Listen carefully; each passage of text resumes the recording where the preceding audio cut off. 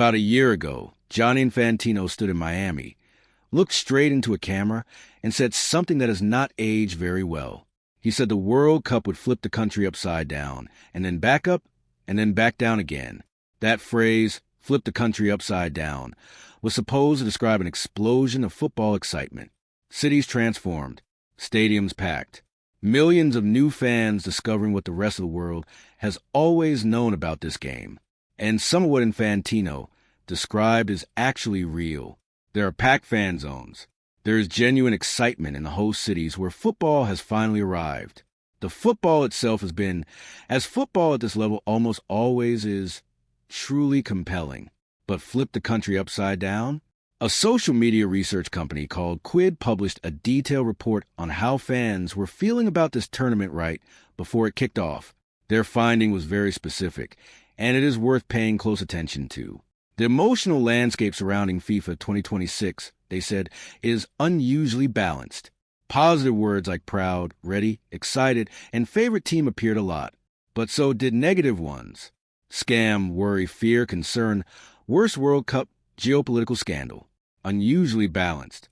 That is not the description of a country flipped upside down with football fever. That is a description of a tournament that has inspired real excitement and real anger at the same time, in roughly equal amounts across the same audience.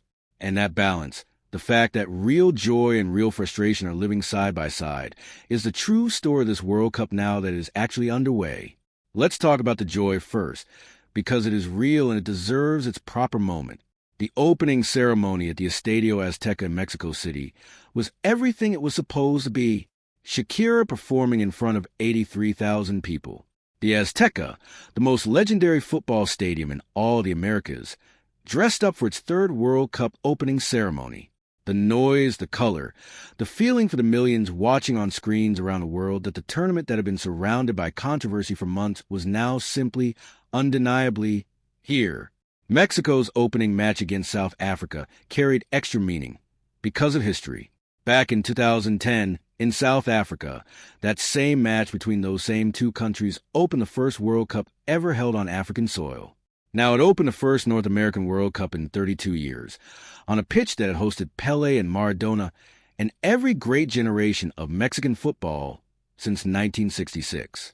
The atmosphere was extraordinary, and the fan response in the host cities has been more positive than the hotel booking numbers suggested it would be. The Los Angeles Fan Festival, which opened on June 12th at Exposition Park, drew big crowds in its opening weekend.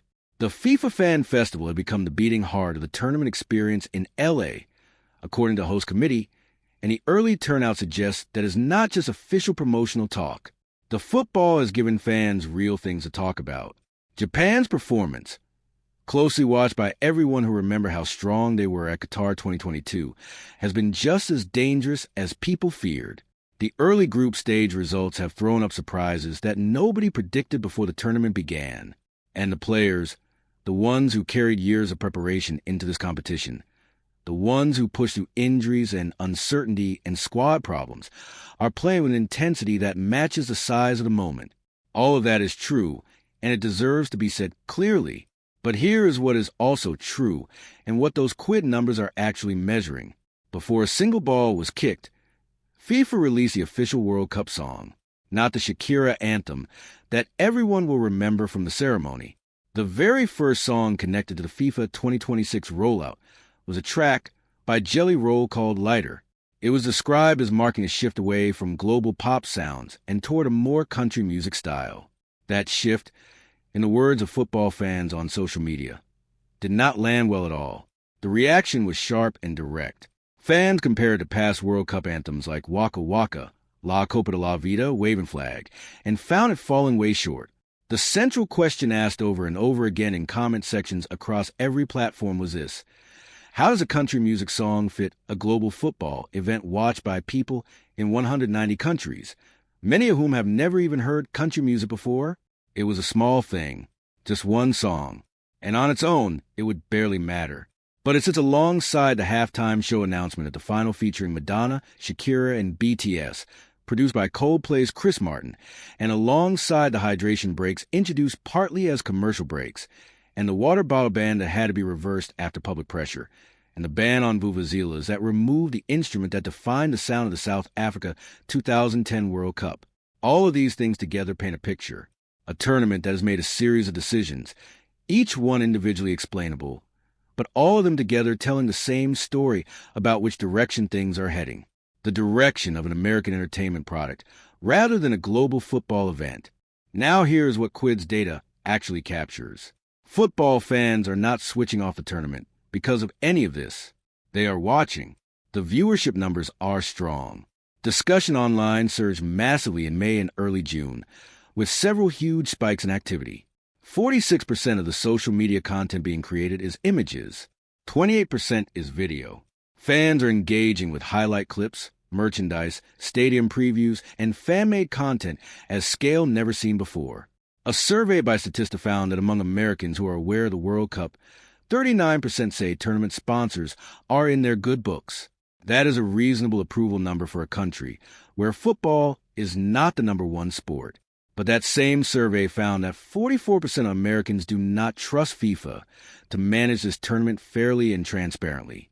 Nearly half, not a small fringe group, not people who are disengaged, people who know about the World Cup, who are watching it, and who at the same time do not trust the organization running it. That combination, watching but not trusting, engaged but also questioning, is a new normal for a major FIFA tournament. And the 2026 edition has produced it at a size and intensity that no previous World Cup has ever quite matched. There's also something happening beneath the surface of the fan experience that deserves direct attention, something that does not show up in viewership numbers or fan festival attendance.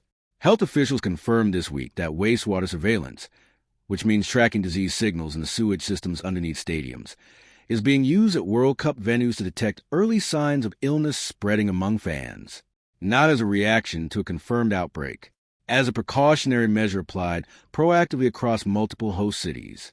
The system monitors for a range of illnesses, including respiratory viruses, norovirus, and other signs that would indicate sickness spreading through a large concentrated population. It is the same technology that was used at large events after the pandemic. In the context of the 2026 World Cup, where the Ebola outbreak in the Democratic Republic of Congo prompted a CDC travel restriction order, where the H1N1 cruise ship outbreak earlier this year raised serious questions about health safety at mass gatherings, and where health officials have been more publicly involved with this tournament than any previous edition. It is a sensible and reasonable measure, but its presence is also a reminder of something important. The 2026 World Cup is the first major sporting event to arrive fully in the age of permanent, large-scale health monitoring. The watchers are watching. The data is being collected. And the fans walking into stadiums in Los Angeles and Houston and Toronto are, without necessarily knowing it, participants in a public health monitoring system that will be generating data long after the final whistle blows on July 19th. None of that is sinister. All of it is reasonable. But it is different from every World Cup that came before it. And it is part of what this tournament actually is, as opposed to what the promotional materials said it would be. Here is where we need to land, honestly. The millions of fans who are not fully excited are not all the same. They are not all boycotting. They are not all angry. Many of them are watching from home because the tickets cost too much, not because they are making a political statement. Many of them are following along on their phones because they do not have legal access to a broadcast deal. India's broadcast situation, still unresolved in the final days before the tournament began, is a perfect example of that. Not because those fans do not care. And some of them are fans from Côte d'Ivoire and Senegal and Haiti and Iran who are watching their national teams on screens in countries they could not leave, or on screens in communities abroad where gathering in public felt complicated, and who are feeling something genuinely mixed about cheering for their countries in a tournament they were shut out of attending.